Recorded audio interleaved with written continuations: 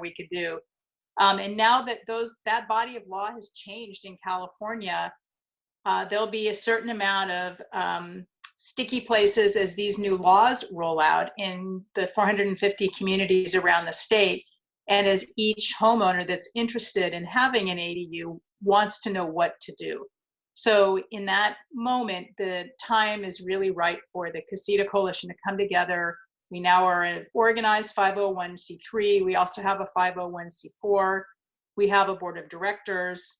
And we're united in our clarity about the importance of small home policy to improve housing choice and opportunity and inclusion in every neighborhood in the state. So thank you all for being with us in that community and on this journey as we move forward together, whatever that means, given the times that we're in.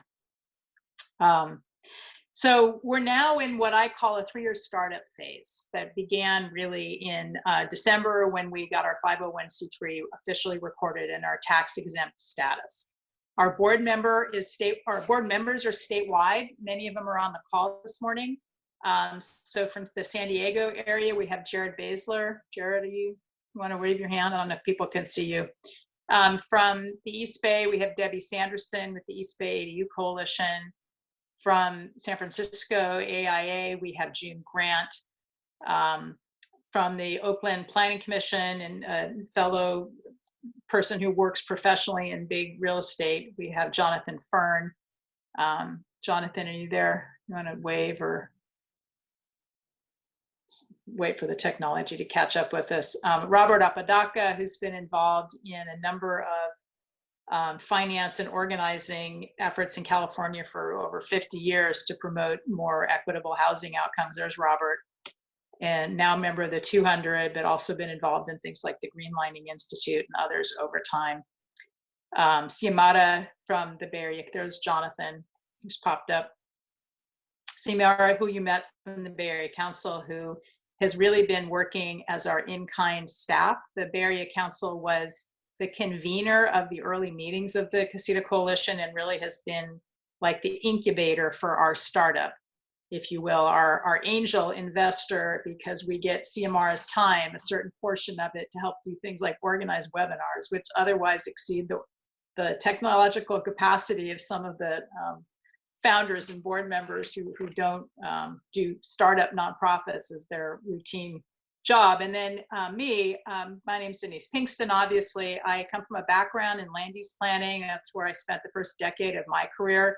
And I now I'm a partner in a real estate development company in San Francisco that builds big things, big offices, big multifamily, and seeing how broken, particularly in housing, big is.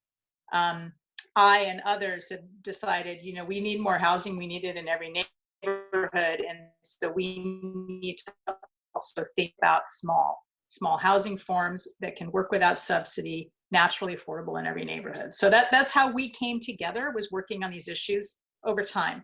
And I'm grateful that we are, as we move into this startup phase. I have some exciting announcements to share. First of all, we do have our website up. As of this week, casitacoalition.org. We'll send out a newsletter update with the link later. It's the first draft, so if folks have comments or suggestions, by all means, let me know what they are. One of the comments was, hey, we need a donate button so we could donate online, so we're going to work on that. We'll post the webinars online after they're recorded, and we'll also post a list of upcoming webinars so folks can find that. In the startup phase, we are very fortunate to, you're hearing it here first, drum roll, be a grantee of the Chan Zuckerberg Initiative for our startup phase. They have given us a $400,000 3-year startup grant, which will be instrumental in helping us get some staff assistance, get a digital web platform presence that is much more robust and interactive, allow us to create a digital conversation about what sorts of rollout problems people are seeing in different communities or what questions homeowners have. We will be working with them to create an ADU calculator so homeowners can log in, describe their parcel, and get a calculation for how much of an ADU, where in their lot it could be located, and what it will cost them. which we think will be really important in helping to normalize and make more accessible a policy area, particularly to lower income homeowners and seniors who aren't used to going to government, getting permits, dealing with contractors, and becoming a landlord. There's a very steep curve, particularly for lower income homeowners. And we want to be in a position to provide them with best information, trustworthy, and make it as easy as possible to do something that will ultimately help their families age in place, take care of one another, take care of community members, but are harder for folks who have lower incomes to access. I also wanted to thank folks who were early donors and sponsors of Casita Coalition, including AARP, who was the sponsor of our convening that's now becoming webinars. They've been a terrific partner, and Jared Buzo sits on our advisory committee.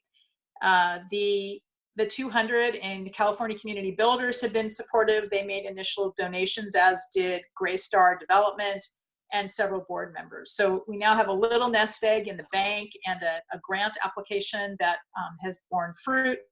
We're reaching out to other foundations to do additional major fundraising while we gear up a membership drive. So let me talk briefly about the membership drive, because I've gotten a lot of questions about it. All questions are good, by the way. We're doing the best we can, and your advice and guidance is much appreciated. So email me with questions. Feel free to call me if you prefer. And right now, there's a join button on the website that leads you to a membership form. We're asking people to fill it out just so we're clear about how folks can use the Casita Coalition name and how we'd rather folks not use it. And then also to make an annual pledge. The dues structure seemed like a good idea to us, but we've gotten some feedback that maybe it's not quite appropriate to what people can do, particularly now. So I want to encourage everyone to join and pay what you can. And we will have some subsequent conversations at the board about updating that form so that it has a more friendly range of options. And the last thing I want to talk about is to mention that the Casita Coalitions, in addition to doing this organizational work to create a statewide community of people who share the same belief that small housing is really important to the future of our state, we are also working on solving problems every day that come up. Code interpretation problems, the problems about can you get your ADU inspected in California right now or can you not? Dealing with lenders and financing and questions about how do you get money to build an ADU. So we have what we call kind of SWAT teams or working groups that are actively working with other members of the coalition, typically through conference calls across the state on these topical areas. And in future webinars, we will feature these working groups in a conversation so that everyone can hear what they're doing, what they're thinking, and we can start daylighting bumps in the road to each other and then seeing if there's a solution to a problem that someone's experiencing in Encinitas that they maybe also experienced in Oakland, but someone in Santa Cruz already solved. So that's the role of the working groups, and the ones we have right now, we're working on code and constructability issues, the new state ADU laws and how they're being interpreted, local government and finance options, and also homeowners associations and how these new rules interact there. So I want to wrap up by saying thank you all very much for being a part of this extended community. It's good to feel connected and to feel like we're making a difference. And I think we've made a significant difference already just by the law changes that many of us were involved in.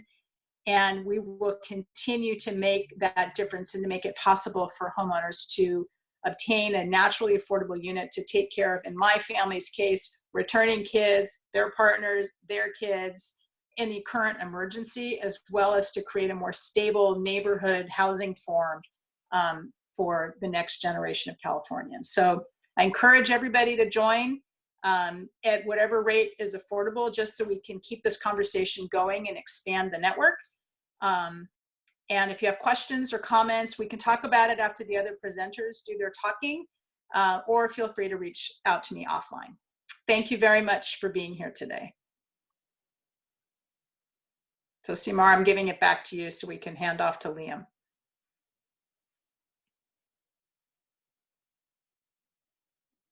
Should I just start? Sure. Okay, great. Hi, I'm Liam Dillon. I'm a reporter with the LA Times. For about a little less than 4 years, I worked out of our Sacramento bureau, covering housing issues there.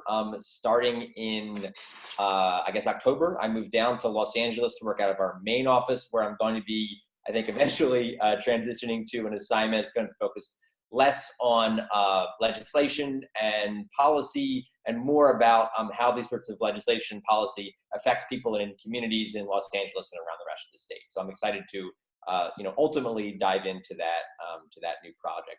I figured it'd be helpful if I talked briefly about sort of some of the state of ADU legislation or casita legislation over the past few years, and then also provide an update on kind of what I'm hearing as it relates to housing, what we've been reporting as it relates to housing in the recent weeks on coronavirus.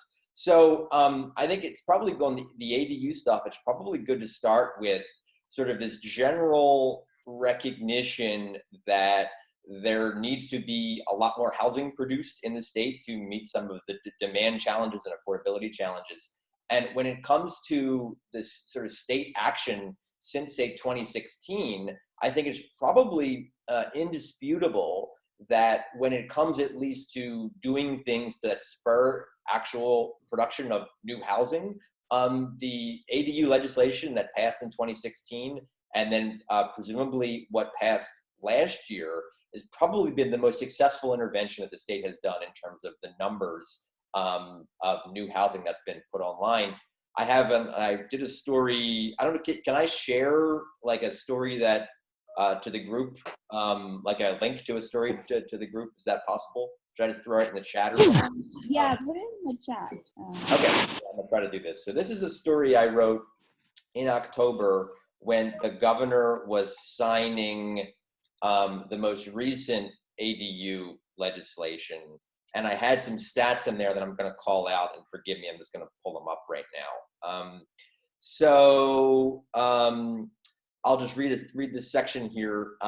State legislators began wiping away restrictions against building small backyard homes in 2016, passing bills that aimed to reduce utility connection fees and other barriers, and required cities and counties to approve the units more quickly. Those efforts, combined with increased interest from some local governments in making it easier to build, have led to a surge in construction.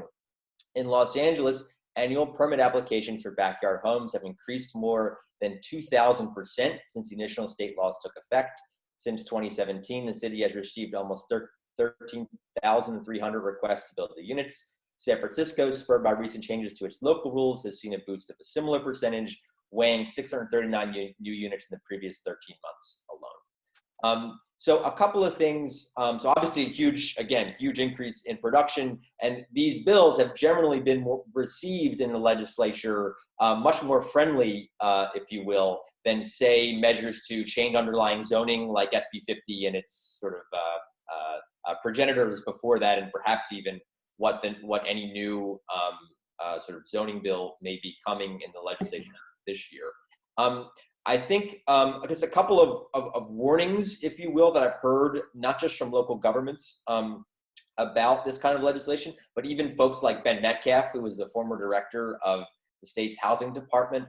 Ben said to me, and I don't remember whether I included this in the story or just part of the interview that he and I had, but he warned about, passing too many new rules for cities to have to comply with when it comes to ADU ordinances or things like that.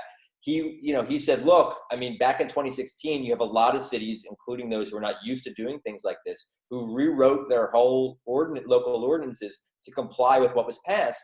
And that took a long process, probably took a lot of heat from certain community members. And then, just in 2019, you have the state coming back and opening up the box again, and now requiring them to rewrite their ordinances another time. And so he expressed worry about trying to do that, more often, because eventually you'll get a situation where you may get diminishing returns or fatigue or all those sorts of things. And I think it's important to remember when it comes to all of these bills that are coming out of the state, ultimately still the state has a system where local governments have to implement all of these rules.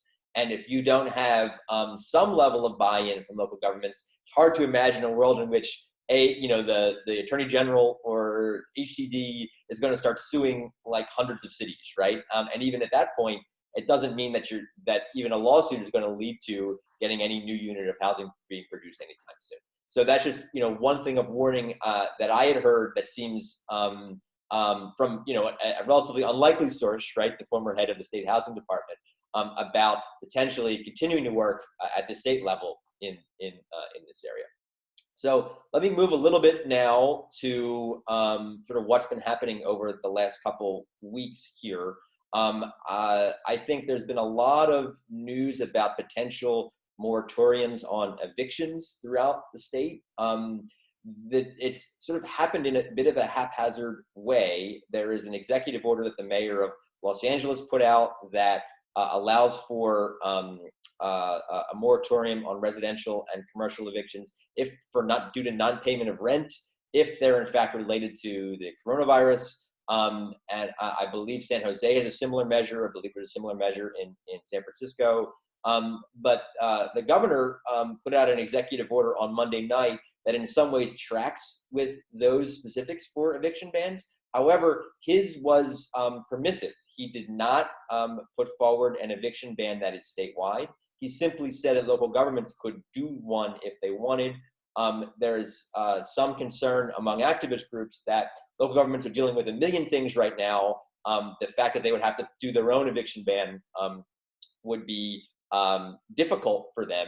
And so there's some push from activist groups for the state to take further action in that realm. And interestingly, when I talked to the California Apartment Association, which is the largest group of representing landlords in the state, they also told me they would have preferred a statewide eviction ban or some sort of statewide action as it relates to evictions, so that they wouldn't have to understand different rules as they would be promulgated jurisdiction by jurisdiction. Obviously, they wouldn't want one that would be significantly harsh, but they would prefer sort of universal rules rather than kind of ad hoc rules city by city. And that's the situation that's happening right now. Another really interesting story that I've been tracking amid all this is there are a group of homeless and housing insecure residents in Los Angeles, the El Sereno neighborhood, sort of east part of the city near Alhambra along the 710 highway corridor, who have about a dozen vacant homes that have been taken over that Caltrans owns. These are purchased as part of a now aborted project to extend the 710 freeway. They have taken over the homes. So they've moved in, again, about a dozen now. And so far, Caltrans has not made any moves to evict them. The argument that they're making, that the protesters are making, that is sort of amid this time, amid an affordable housing crisis anyway, and especially now where the best public health orders are to shelter in place, there shouldn't be any vacant housing, let alone vacant publicly owned housing. And so they've essentially been breaking into these houses and living in them. And the first one happened on Saturday. There was another effort on Wednesday, and now it looks like about a dozen homes are now occupied. And so there's potentially more action on an eviction moratorium in Los Angeles next week. I'll be tracking that, also what's going on around the rest of the state, and certainly what's happening with these properties in El Sereno. That's my update. Great. Thank you so much, Liam. We did finish a little early, but with that, we'll go ahead and transition to Assemblymember Bloom, and we're going to hold a Q&A till after the Assemblymember is finished speaking. So please hang on, everyone. All right, so let me unmute. And you are now on, Assemblymember. Great, thank you, Xiomara, and thank you all for participating in this webinar. It seems a little bit odd to me that it's taken a coronavirus pandemic for me to participate in my first webinar, but here we are, opportunity knocks. This is obviously a different time for everyone, And yet the housing crisis continues unabated, as does much of life, even though we're situated here in our homes, adjusting the best we can. There are so many Californians who still are experiencing housing insecurity on a daily basis.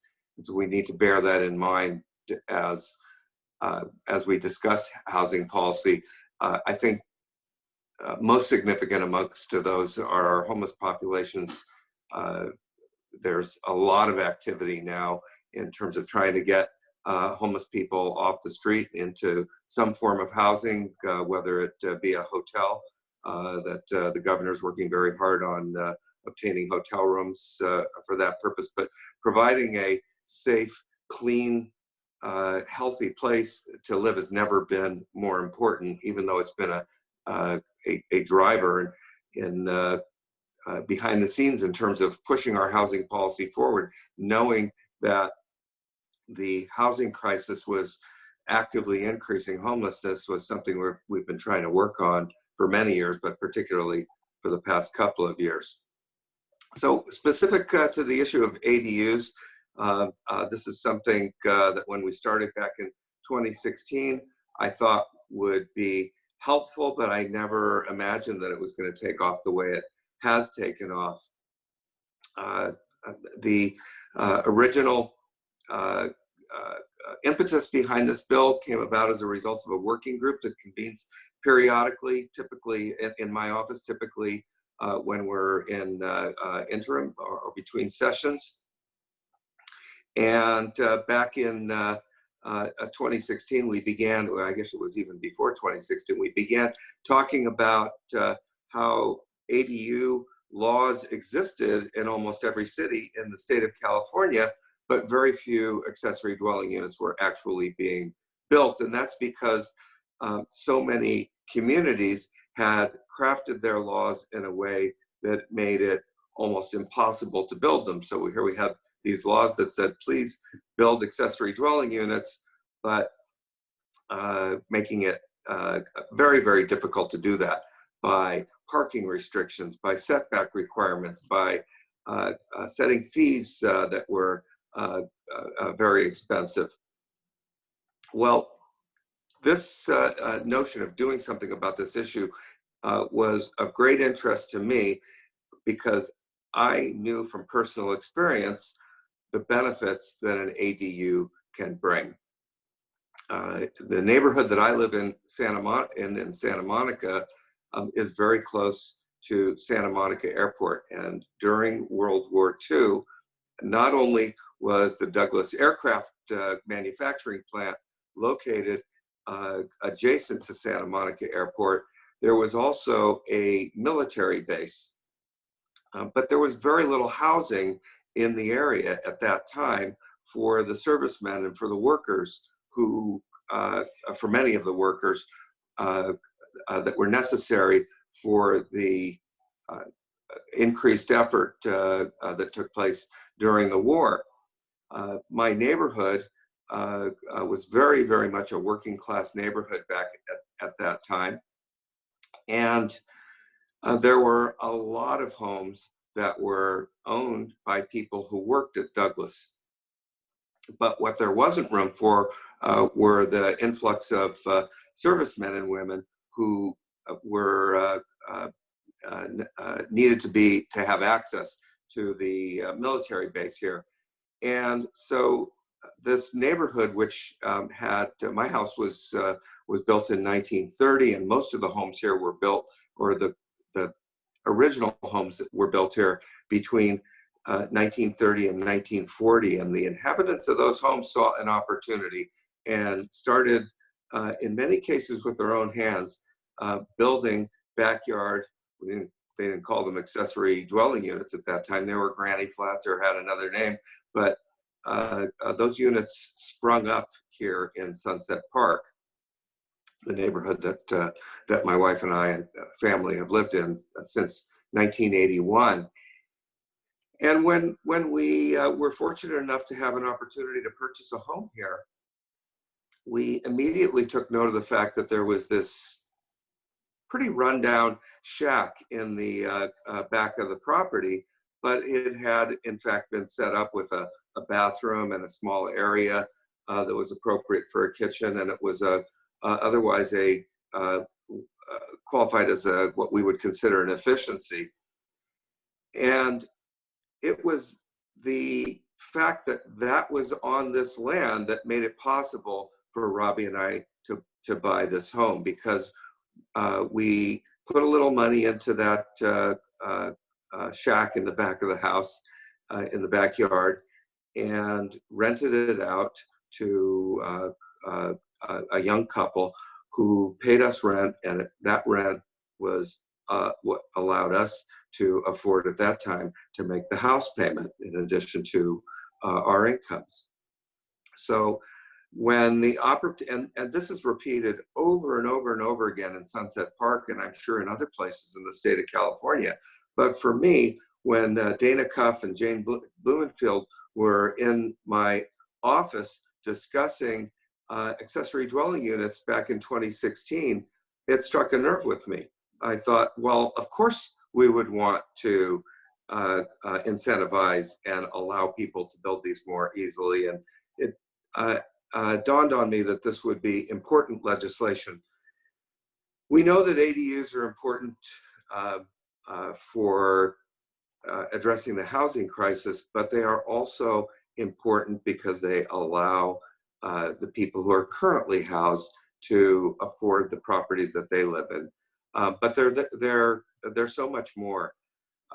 They're available for a parent who is aging in place. They're available as we used them at one time for our children to live in, to put in a tenant to bring in a little additional income.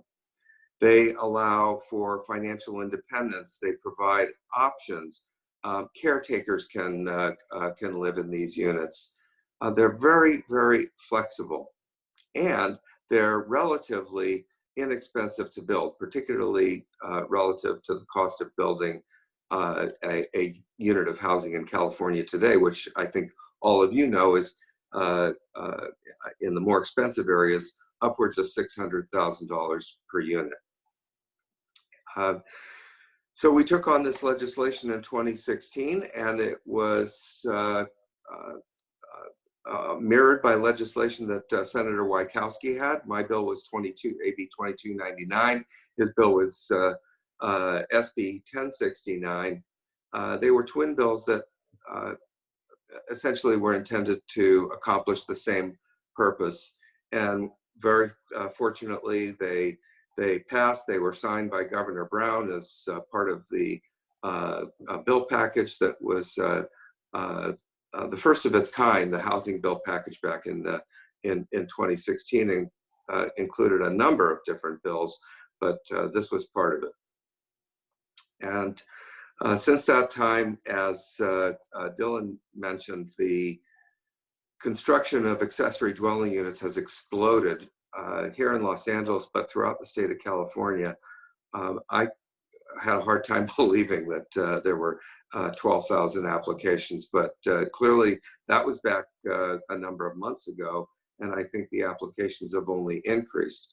I joke about this having created a cottage industry, which it really has. There are many small developers who specialize in building accessory dwelling units. There are nonprofits and advocacy organizations such as this one. I spoke in front of an organization called Maxable just a few weeks ago about this same topic. Maxable exists to provide a helping hand, information, and to connect builders to people who want to have ADUs. And that room was packed that I spoke to on a beautiful Saturday morning here in Los Angeles. People wanted to come in and think about how they could help or how they could build an accessory dwelling unit that could help them as individuals, whoever they might be. One of the interesting things, and I'll close with this, that I think the accessory dwelling unit explosion has brought is that people are rethinking what housing means. And so it's been I think a place from where we can jump off and start thinking about things like shared housing and micro units and co-housing. We have traditionally, at least in the time that I've been addressing housing, until accessory dwelling units came along, we've thought about housing as single family residences and as multifamily buildings.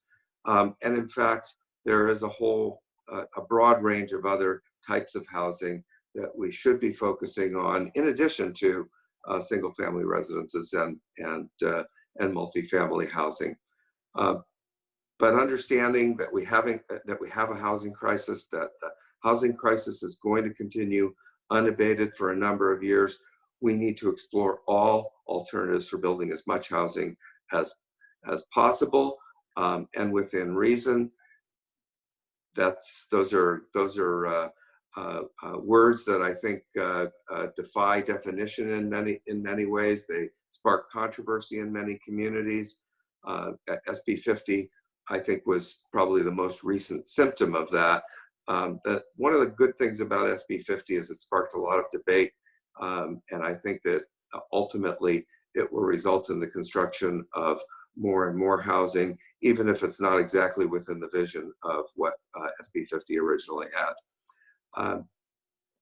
The pandemic, the emergency that we're currently experiencing, is clearly going to have an impact on housing production. I hope that we are able to clarify that projects can continue, but our economic world is being turned upside down as we speak, and it's going to be some time before we sort through that and come out the other end. It might be, well, I don't want to predict how long it might be, but we are at a point in time where we will be looking again at, from a statewide perspective, the California state budget is not going to be what Governor Newsom and the Department of Finance originally envisioned it to be from a revenue perspective for the coming year. And we're also going to have to be taking a serious look at how the legislature can realistically accomplish its goals in terms of pushing bills through. So this is going to be a different year. I think it goes without saying, but it's good to be here together with you and continuing to do the important work in expanding our housing opportunities here in the state of California. Thank you. Thank you so much, Assemblymember, for your leadership. And last year was the year of ADUs, and we're so grateful for ABA 81 and your continued leadership on all things housing. And you're welcome. It seems like every year for the past few years has been an ADU year. Yeah, which is great. Yes. And also thank you, Liam, for your excellent reporting, really quality articles. And that's why I'm a subscriber to LA Times. I really enjoy your stories. I'm going to go ahead and unmute both Liam and Assemblymember Bloom and you, Denise. We're going to go into the Q&A. I think, Assemblymember, you have a time crunch. So for this portion, for those with questions for the Assemblymember, please direct those questions now. And then we'll open it up more for Denise and Liam. But if anyone has questions, go ahead and submit your question through the chat or raise your hand and I'll call on you. And while we're getting the questions teed up, I wanted to mention both to the Assemblymember and to Liam that, at least for my part, and I'm an instigator of a number of these ADU bills from the Bay Area, we're basta, like time out. Now's the time to dig in, help people do it, support local governments who are doing their best to roll these out. And that's the role of the Casita Coalition. First and foremost is education and helping people to take advantage of the good work that's already been done. So just wanted to reassure you, there's no new ADU bills coming down the pike from us in any case. There may be some cleanup stuff as years go by, but certainly nothing soon. And we are right now, though, dealing with the implementation problems that come up in local government. So, or just practicality. For example, last week it was the new REACH codes. People want to save the planet, stop climate change, promote green building. In the Bay Area, everyone's banning natural gas appliances and requiring all electric. They don't make hot water heaters for an ADU. That's an electric hot water heater. The only one they make is for a huge single family house. And if you're building a 150 or 200 foot home, putting in a water heater that's the size of the closet that is already very small doesn't make sense. So it's the kind of thing where we just didn't think about it. And so we're working with the state and local governments on interpretations to help move this big policy change through a very complex system of local governments who really are on the front lines, many of whom want to help and are just trying to figure out where to start and how to be helpful. So that's really how the coalition views our role, and working with the state and with local governments and with homeowners to make it easier and see how we can resolve these problems that are coming up that are a natural part of the shakeout phase of any big legislative change. So Simar, how do you want to handle questions? Do you want to ask them of us? Yeah, so like I said, for everyone participating, either submit in the chat or raise your hand and we'll call on you. I do see one question from Debbie. Let's see. What is the appetite for making it easier to build shared housing? And then we have another question after that. Student housing was the question? No, I think shared housing. No, shared housing, sorry. Shared housing. So I think that is just in its infancy. We're seeing here in Southern California a couple of companies. The one that comes to mind is a company called PodShare that I've visited in the last year.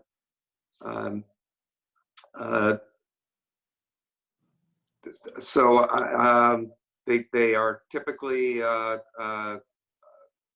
commercial spaces, at least in terms of what I've seen. They're commercial spaces that are converted to shared housing spaces, bunk beds, fold-out beds, very efficient use of sleeping space, and then a number of common areas for people to enjoy. They house people from anywhere from a few days to many months on end.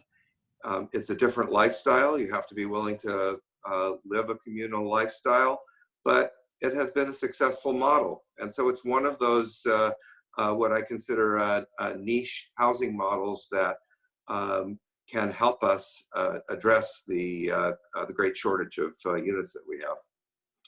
I think in terms of what the appetite is for it, it remains to be seen. I think we've seen this in Hollywood, in my district in Hollywood, in Santa Monica, I believe has approved an application, in the Venice area. And I hope that it catches on as one more way to address the housing crisis. Yeah, just to encourage coalition members, we all work in different geographies and many of us work in different professions. So we touch the housing, we're like the hands on the elephant. We each feel a little part of the skin that's right part of what we do. Talking to each other, we can identify and solve a lot of problems and also create new ideas and figure out how to make them actionable. And whether that's through local government connections or code interpretations or going to the legislature, this coalition is a great platform for that kind of real world problem solving. So a number of us right now are dealing with, immediate homeless shelters on church parking lots where tiny homes can be quickly deployed, but you can't plug them into power, water, and sewer under the state building code because they're not houses. And so I think Assemblymember Ting is carrying a bill fix some of that, but there may be some additional conversations that yield immediately actionable ideas that can be shared with our legislative leaders or with the governor's office to immediately shelter the unsheltered. So like share these ideas together through the coalition or through your organizations. There's no bad idea if we can figure out how to make it work given the way the systems operate and the local government role of really being the boots on the ground to issue permits and and enforce their local zoning rules. Great. More Do you questions? want to add anything to that, Liam, before we go on to the next question? Oh, I wouldn't have anything substantive. So. All right. Florentine Christian asks, is there anything being done to streamline appraisals and how appraisers value homes with ADUs? It is currently very inconsistent and one of the greatest challenges with financing ADUs. So I'll jump in on that one. We've heard that concern a lot. I think it is not a bad idea. So the working groups that are dealing with finance, and I think Caleb may be on the line, have been talking about appraisal standards, dealing with lenders. And the one thing I want to share with folks is the newest tranche of laws aren't even a year old yet. So many homeowners today can have an ADU that couldn't 12 months ago. And all the institutions that are part of that ecosystem are in, what do we do now phase. Appraisers are, what do we do? And lenders are, what do we do? Builders are trying to figure out what to do. So as much as the coalition can help guide that when there's a sticky point, we should.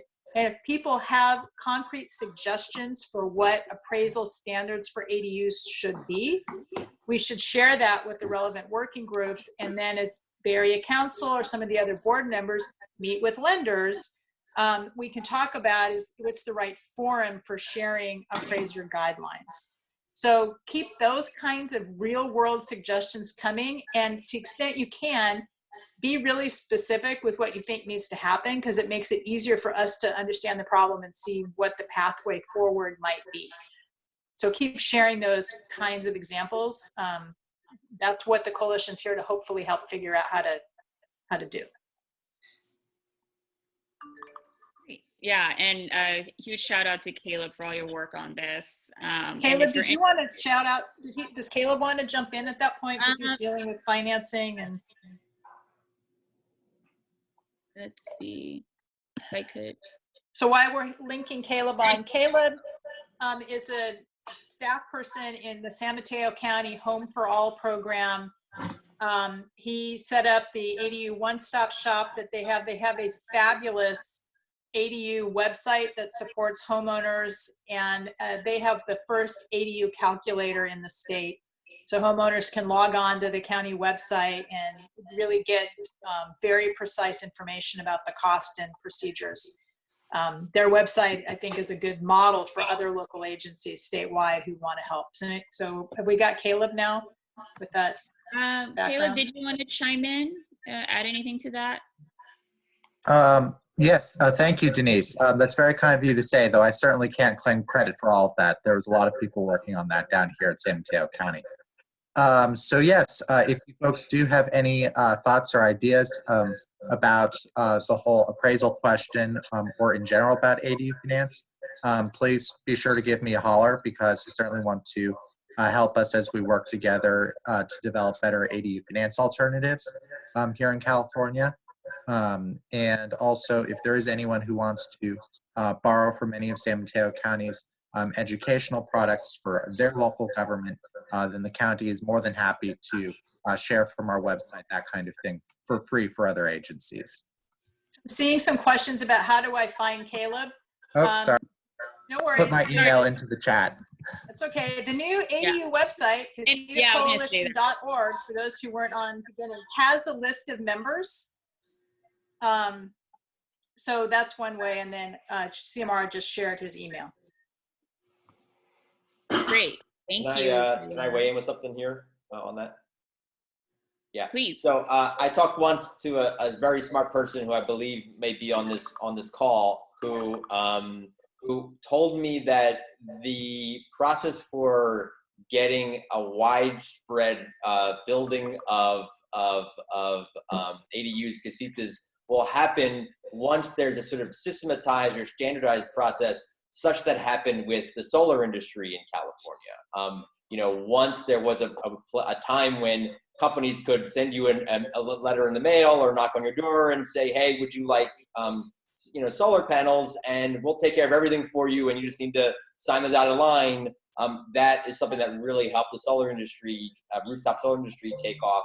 And that could be a model for what you might see, or might need to see something like that before there would be really widespread adoption of this throughout the state. Great, thank you. May I add just one comment? That I think one thing that is noticed here in neighborhoods, but maybe not commonly thought about statewide in a policy from a policy perspective, as we see in neighborhoods like mine, homes that are purchased, and typically these are, from what I can see, homes that are being flipped by real estate investors. Every one of them has a junior ADU and a formal ADU. It's making some of my neighbors a little bit crazy. I get a lot of questions about them, but these are ADUs that are being built, you know, sort of under our very noses, as part of a turnover in property. You know, some people have a problem with flipping properties. I get that. But as part of that turnover of properties, we're actually increasing the number of units in the course of that happening. Great. And I think everybody, I can tell you, everybody who's looking, well, nobody's looking for property now, but they might be soon. Everybody who's looking for property looks at it with a view towards, and the real estate brokers and agents all say, you know, you could put an ADU back here if there isn't one already. So it's also become part of the parlance of real estate transactions. Yeah, I think when, you know, when I'm older and grayer than I am, the one contribution to a better California that we are all making together, and that I will have made, won't be my day job. It won't be the real estate development that our company built. It will be the passionate volunteer work that we've all done to enable families to help themselves. And it's really, like you said, Assemblymember Bloom, a back to the future concept. We, once upon a time, built a lot of different kinds of housing because we could and we had to, and the rules were different. And so I think when, to the extent that it's reasonable to get the rules out of the way and let people take care of themselves and their families and their communities, and that's what we should do. And certainly the current climate underscores the importance of that work. So any case, that's enough on my soapbox. Who's got another question? No, it's very well said. I'm just looking at the queue, and I think we have one more question for our guest speakers, and then the rest are more Casita Coalition oriented. So let's go ahead and ask this last one from Matthew. Is there any update in terms of getting clear implementation direction on the new laws from state HCD? I know Casita submitted some questions and comments a while ago. Any updates? That's also a Casita Coalition. But yeah, Xiomara, it was a little bit difficult to hear the question, but it sounded like the question had to do with whether there's any progress in getting clarity from state agencies around the ability to build ADUs. Not that I'm aware of. One of the problems that we faced on a number of issues when it comes to implementation of housing laws is that the governor has not yet appointed a new head to HCD to replace Ben Metcalf. At least as far as I know, that still hasn't happened. And if it hasn't happened at this point, it's probably going to take a little additional time now, given the crisis. But the lack of a person there to kind of make those ultimate decisions has hamstrung a number of housing efforts. I'm aware that they've been actively working on ADU guidance. There's some lack of clarity in the final code language that they're working to interpret based on legislative intent. My guess is there'll be some kind of directive akin to what came out in 2016, 17 around that first tranche of ADU bills. I hope in the next 30 days, but frankly, any timing that made sense 30 days ago is off the table now. I think we don't know. And people are doing the best they can with a terrible situation, and we're just going to have to be patient. So, you know, it's not satisfactory, but it eventually will come. Steve has his hand up. Oh, sorry, Steve. Let me see if I can find you and unmute you. Oh, and Jared's raising his hand too. Why don't we put Jared on as a board member, and then we'll get to Steve. Jared, unmute. All right. So I've actually seen the draft of that guidance book that the HCD put out back in 2017, the updated version. I haven't been able to go through it. It's sitting there ready to be approved, and then it'll be sent out for comment and review. But it was any day, any hour, 3 weeks ago. So it's still kind of moving slowly, and we'll see how quickly it gets out. But it's sitting there ready to go. They just need to have approval to send it out to the stakeholders. And just so folks know, Jared's on the Casita Coalition board from San Diego. He's got another nonprofit down there that's sort of a public service, ADUcoalition.org, I think is your website. In any case, just making sure we all know who we are as we go through this. Can I jump in with something quickly? I think folks we've confirmed now that the governor has allowed for housing construction to include or to go on during the stay-at-home order. So I'll read the exact line. California State Public Health Officer and Director of California's Department of Public Health is ordering all individuals living in the state to stay home or at their place of residence, except as needed to maintain continuity of operation of the federal critical infrastructure sectors, critical government services, schools, childcare, and construction, including housing construction. So that's now officially on the website. Thanks, Liam. See, we got that little bit of business taken care of right during the webinar. Thank goodness. Steve, do you still have a question? I'm going to unmute you. Yeah, I wanted to provide a response to the questions about HCD since I've been working with them with everything, how ADU laws are applied for the last 15 years. I can tell you that my expectation of this and my dialogue with them is just in line with kind of how things have been running.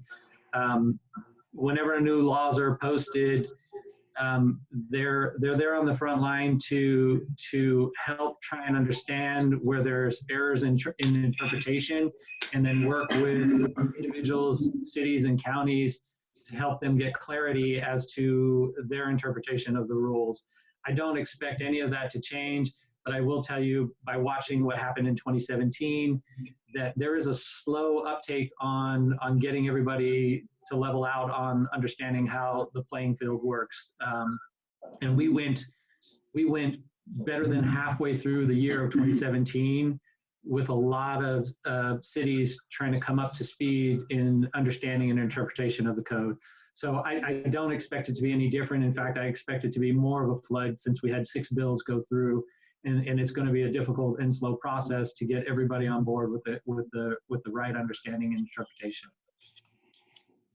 Yeah, if I could add, I think Steve's point is really well taken. HCD had its hands full, and we essentially asked every city in the state of California to update its laws. Not every city has the technical ability to do that quickly. It can be a slow, difficult process for them. And so we deliberately tried to back off in the second year in 2017 and not have new ADU laws because then that would have just been piling on. Now we've combined what was my AB 881, Assemblymember Ting's AB 68, and Senator Wachowski's SB 13 into one vehicle, but they're kind of a mashup, and they have caused some confusion, and there's a lot to work through there. We may have to yet do even a little more cleanup legislation to clear up some of that confusion, but this is a process. It does take time, and while there are some cities that resist change, some of the time lag, in fact, I would say in most cities, I think the time lag is because this is just a difficult, lengthy process. And now cities really do have their hands full dealing with coronavirus issues, so it's going to take even longer.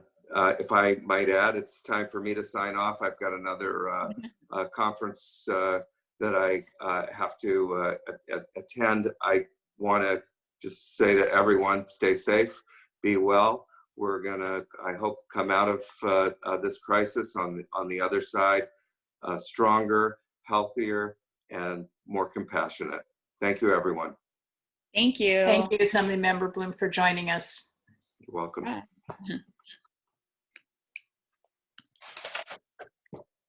Okay. Back to more organizational questions and business. I think we're almost at time. We got 15 more minutes, so. Yeah, I'm Yeah. gonna have to take off now too, unless anyone has any additional quick questions for me. I haven't seen anything in the queue, Okay. so I think we'll just say thank you so much for your time and for your Thanks, words. Leah, for your time and for your great reporting on the housing issue. It's making a huge difference at just keeping the information accurate and widely available. Thanks so much for the invitation. I enjoyed the talk as always, and look forward to talking to all of you again soon. Thanks, Liam. Bye-bye. Great. Okay. All right. So I'm going to try to summarize it. Basically, the questions are, folks are curious of how to plug into the Casita Coalition. And I would say the main way really is to get involved with the working group. So that was like the biggest avenue to date. And our fearless leader, Caleb Smith, is in charge of the local governance and the finance working groups. And he spoke earlier today, speaking to the appraisal issue. We also have Steve Vallejos in charge of like build codes, the dynamics with that. We have them listed on our website, but feel free to reach out to me directly and I'll be happy to make that connection. Yeah, I think what we may do is the website isn't clear about how to connect to the working groups yet. So I think in the next week, the board will come up with a much clearer how-to guide so that people can engage in these working groups. And in the meantime, while we're doing that, send me an email. Tell me who you are, what you're interested in, what you want to help on, and I can plug you in sort of the old-fashioned way while we get the web platform to be a little bit more informative and interactive. Mm-hmm. Yeah. And the other question was related to Symbiom. So we do have Symbiom speaking as they are Casita Coalition member, and we're really excited to have their participation. They'll be one of their speakers for our upcoming webinar. So as Denise mentioned in the beginning, look out in your inbox for that email with a notification of the upcoming discussions that'll be scheduled out in a few weeks.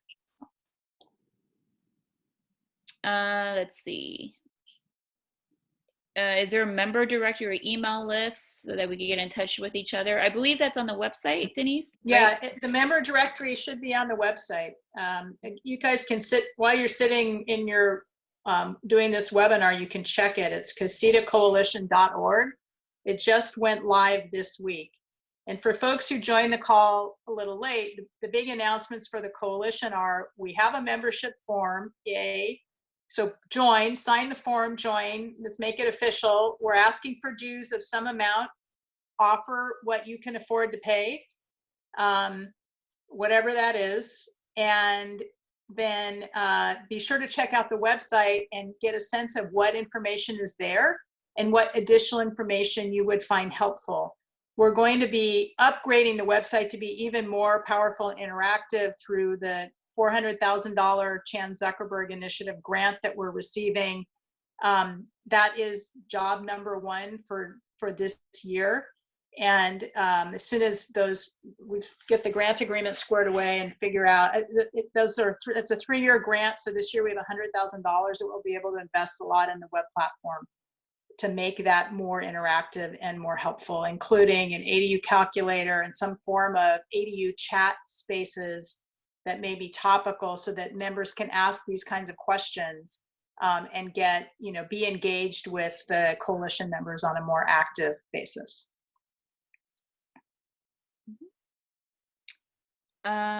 Yeah, and just generally speaking, if you have additional questions specific to the Casito Coalition, just email me. We do have a Casito Coalition Google Drive, which has a lot of great resources. So I'll just make sure that Casito members have access to that. I think that's it. I don't see any other questions or if I'm raised hands, but I don't know if you want to have some closing remarks, Denise. I just want to thank everyone for making time during what's going on in the world around us is frankly terrifying for most of us and for our family members. And so taking care of each other and our families and our communities is job one. The Casito Coalition is a vehicle for us to help people take care of themselves and their family members. And as much time and effort as people have to spare to keep the coalition, kind of get it going and get it running and use it to solve the kinds of problems we've talked about today, that's what we're here for. We are here to help create a community of people across the wide geography and very different communities of California so that we can all do the best job possible of supporting small housing forms, starting with ADUs, in each of the places where we work. And that holds true for state officials, local governments, as homeowners as well, business organizations. So thank you all for taking time. I saw there were over 40 people on the call, and we're grateful that you're here with us. And stay engaged, chat. Every comment is welcome. We'll do the best we can to field them and to plug you in as we get going in this startup phase. So I think that's it, unless anyone has anything else. And I think that one other idea that's come up is maybe we should have geographic chapters. So I think we can schedule topics for future conversations, but if you have a bunch of friends in your region that want to have a conversation that's more regionally based, by all means, Jared's working with a whole crew of people in San Diego through his ADU coalition. There's plenty of room for us to talk together and talk more frequently, whether it's statewide or regionally. So thank you very much for being a part of this coalition. And we all look forward to working together in the coming year as we manage through this chaos. And as we come out of it, frankly, small, naturally affordable housing that can be paid for by family savings, and to the extent we still have them, that's going to be what recovers first. That will be the housing that continues while bigger buildings with bigger lenders are still struggling to figure out what to do next. So what we're doing is really important work, and I'm grateful that you're all here doing it with us together. So thanks for taking time today. Thank you, everyone. Bye. Bye. I don't know. You know what I think it is?